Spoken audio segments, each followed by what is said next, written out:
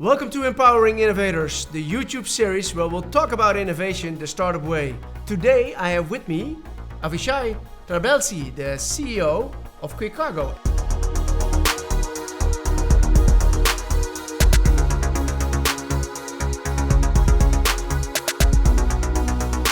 Are these people, were they hard to find in Israel, or is it more challenging here in Europe or in the Netherlands? We have some Israeli team members where 50% are Dutch, the rest are all over the world.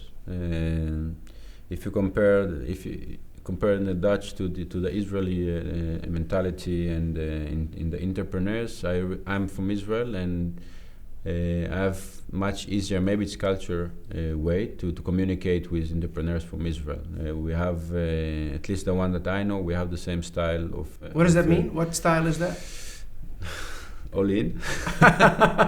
Quite direct. Very direct, result oriented. Maybe should be improvement in the communication with employees, or it's a little bit sometimes too direct and not thinking about the small things that can really change, and some people can get hurt from that. Yeah. So I'm trying to improve that part as well. Do you have a mentor for that? I do have a mentor, yes. How important is mentoring for you in the journey that you've had so far? I mean, obviously in the program you meet a lot of mentors during the Startupbootcamp program. Yeah. How have you handled that and leveraged, let's say, that mentor network? Yeah, I'm not so... Yeah, I didn't have a good experience from the first place, because you have the dark chocolate game. So you have like if you can get lots of different chocolate, or you have only one dark chocolate on the plate. Yeah. So it's always easier, and you will be much more satisfied if you take the one dark chocolate. So if I had only one mentor to choose, that would be much easier. But if you have 10 or 20, and then it's much easier to speak with everyone. It's good, but eventually to make it tangible and to make it sustainable for longer term, that's difficult.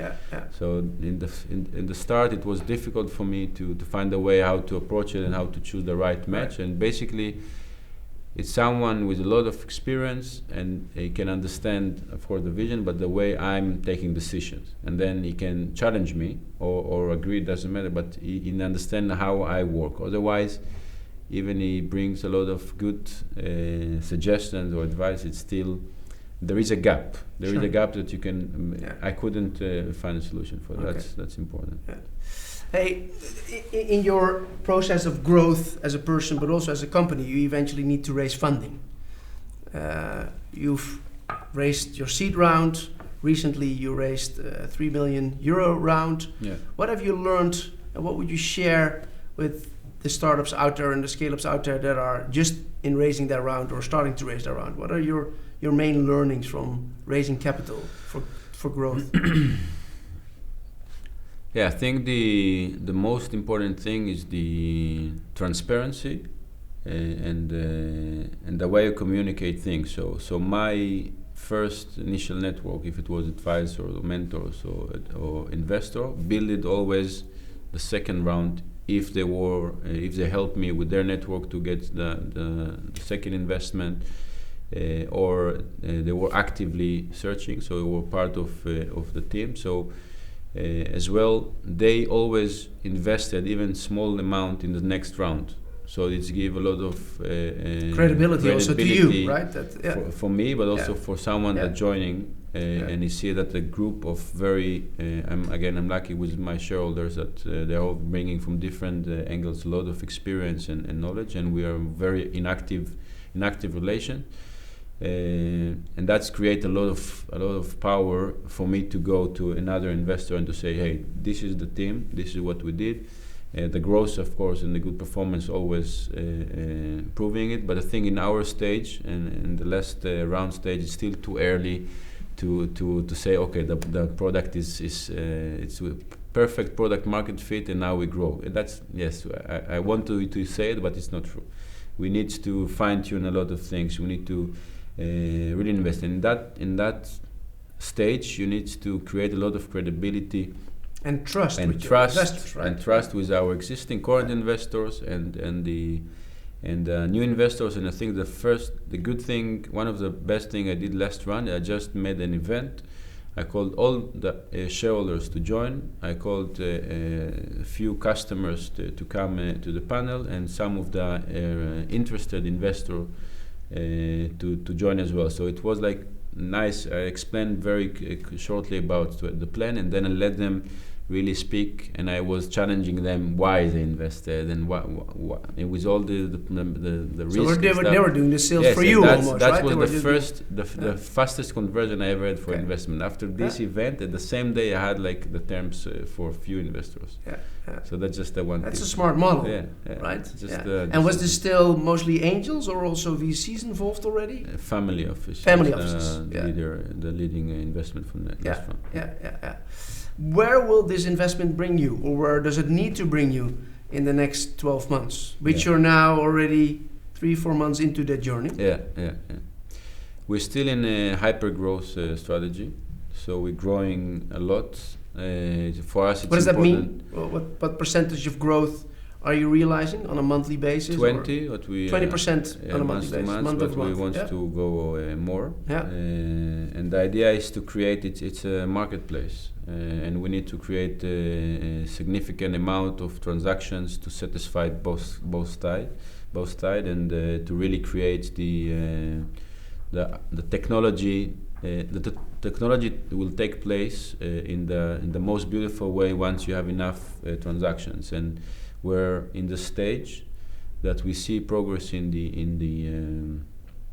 IT, and now we triple our R&D and more into the data scientists, because now we want to use the data to improve the algorithm and the technology by itself, and a lot of user interfaces, user behavior, and then by using that with very strong growth, that accelerates basically. That will create the best product market fit that we're looking for. And when will you be there, that the momentum is that you can actually leverage all the full network, the technology that you have, the algorithms? It will take some time. I think it's in our forecast in 1.5 years we'll have a significant amount that we can start leverage the technology in a bigger scale. Let's go back to that day when you were selected at Startup Bootcamp, and you probably knew very little about what to expect of a program. If you go and look into the camera and would advise future applicants for Startup Bootcamp programs or teams that will be selected, what would your main 3 tips be to them in case they get selected, or maybe prepare for final selection days?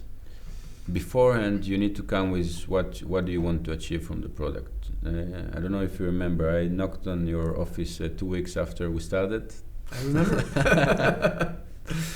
And I told you I joined this program because of X, Y, Z, and I have three very clear messages, and I wasn't the best I had a very low rate in joining the workshop. It was very interesting, but I was out there in the field, and you helped me to connect to big corporates and to learn and to do faster growth. So the first thing is to come with a specific goal to the plan. Yes, the content is great. You get, I think the leverage of the network is significant. It's a huge step, because for me, the other option was to come by myself and start to knock on doors. Okay, also to arrange the visa that you sponsor the Startup Bootcamp can be the sponsor. So it's all those small things that really helping you to start. And so I could focus on the business instead of dealing with all the bureaucracy and the other things. And that's the idea. So have clear goals.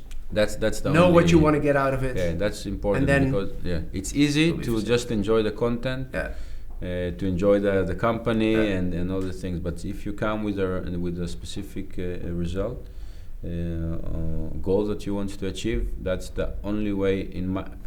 This is how I see it. Right. This is my suggestion. And looking backwards, did you get what you wanted? Yes. Okay. Yes, very clearly. So we're already getting to the end of the conversation, and Charlie and I have some rapid fire questions for you. So please answer them quickly, preferably with 1 or 2 words. Favorite book? One Mission. Favorite innovator? My father. What inspires you? Smiles. What makes a good leader? Smile. What drives you? Happiness. What do you think everybody should know about you? Result-oriented. What do you value more, experience or certificates? Experience. Your greatest achievement so far? Quicargo. Biggest learning in life? Quicargo. Define happiness. Quicargo. Thank you. Great. So, you just told me that you don't read a lot of books, but I have one book that I think you should read. We just talked about scaling up faster, and you say, okay, 1.5 years, we're going to be there. Hopefully this latest book of Reid Hoffman, which is about blitzscaling, will help you maybe shorten that into 8 months or 10 months. Perfect. So I hope you will enjoy it. Sounds good. Thank you very much. Thank you very much.